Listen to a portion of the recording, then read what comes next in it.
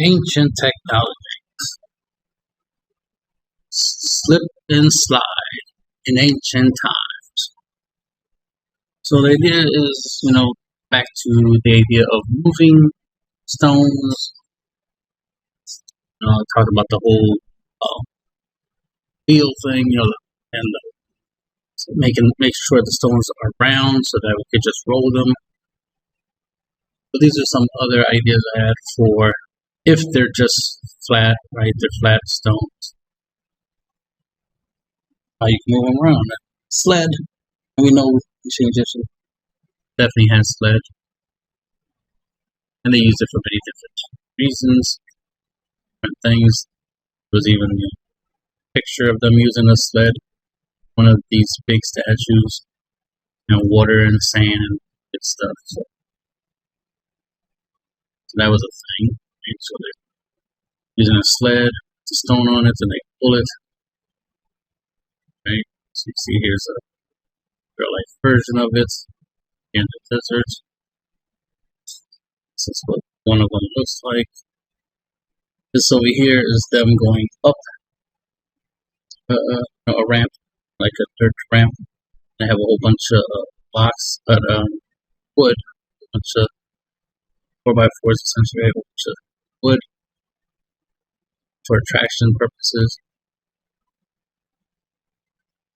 And then they just pull it up there. Here's a modern use of the log sled concept. This, even nowadays, we still use this method using logs to roll things. Here's a old school version of it, logs and sled, rope.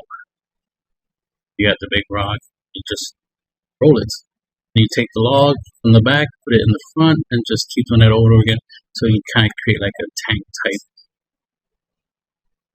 traction method, where the logs themselves down here are essentially the wheels.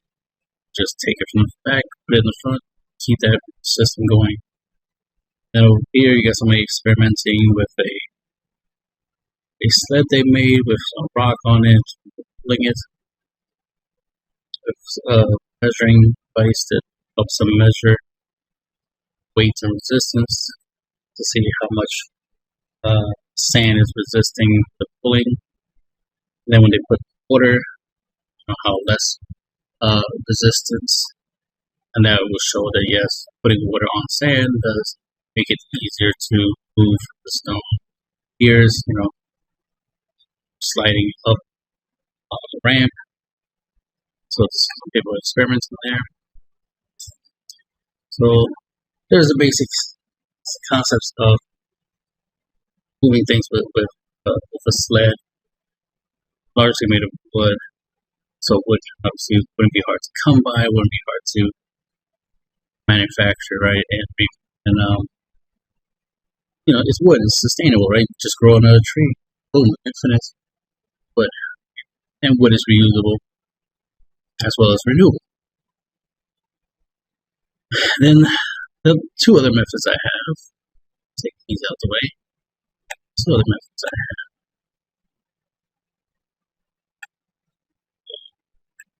There we go.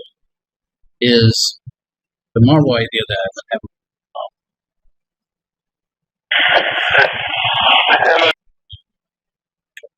So then, the marble idea, using round, ideally smooth rocks as essentially ball bearings. I got the idea like ball bearings. Have a whole bunch of them, on the ground. Want to have some type of order to prevent them from just rolling away, especially when you start putting stuff, what is it called, like stone slabs on top of them, and then put blocks on top of the stone slabs and move them around, or use wooden slabs, right? This big giant wooden sleds, right? And put the stones on top of them and then move them around. And this is a way you can This is the way you can move them around without having to lift them and move them. You just slide them around. So this would be combined with stuff like like cranes and levers and all that other stuff that the ancient Egyptians or ancient humans in general would use. But this would be a way to make it easier to move around, especially if there's a rough surface, like a stone surface, like how you have over here. There's all this stone right here, this stone floor, right? And you have all these balls on top, and you can just put a piece of wood on top, big sled type raft, platform, whatever you want to call it. Put a stone on it, and then you can just move it around and build something, right? So here's a bunch of stone balls in like what appears to be like sand or dirt. You see how it's kind of like a border over here and a border over here to prevent them from like moving out. So this is a way to keep them in the same place. And then you just, like I said, since most of them are really, really smooth, you should be able to slide stuff over it.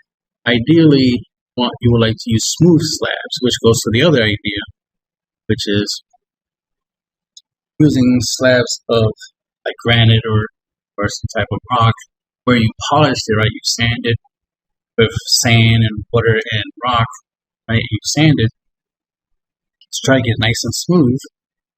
That way, you can slide stuff on it. You can slide the blocks on.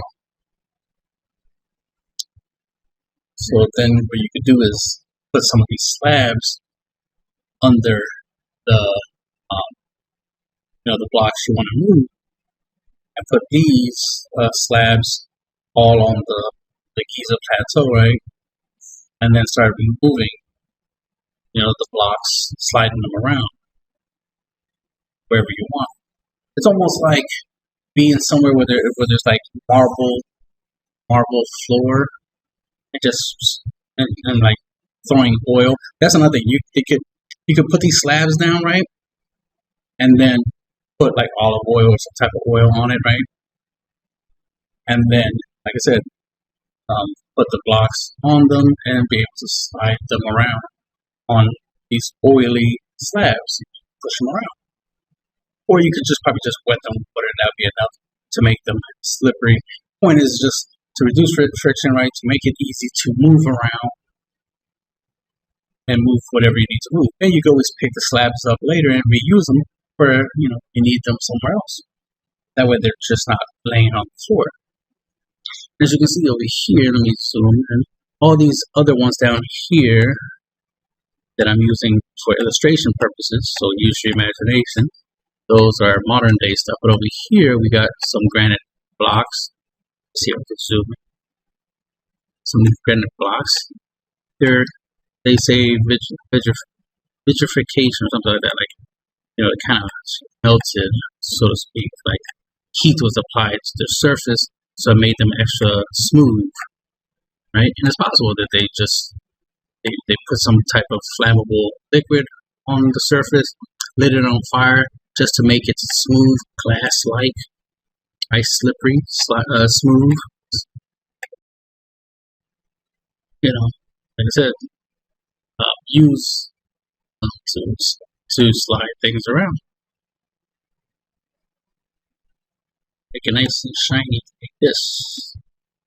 And you see how there's rocks and like I said, there's water and stuff like that to prevent stuff from moving around. You can create like a pathway. The thing is, creativity wise, you want to combine things. What you could do is oil up all these little balls, right? Make them nice and really balls, and then use these slabs on top of it so they can move around. And now you have like a ball bearing type of, sliding system.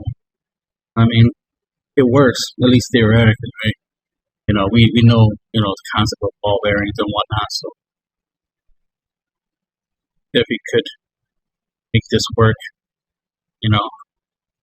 I know the concept works. It's just, whether it was used or not, it's hard to say, right? Because we had to find the balls if this method was ever used around the Giza Plateau, which I have not yet found in Google Images. But it's an interesting idea. But here you might see this big giant stone ball. Of course, this could be used for bigger blocks to move bigger blocks around. And principle will be the same. It's trying to get the blocks on top of a whole bunch of these types of big stone balls and move them around. Obviously, smaller balls are for smaller blocks, but for anything bigger, obviously you're going to need bigger balls to move the stone around.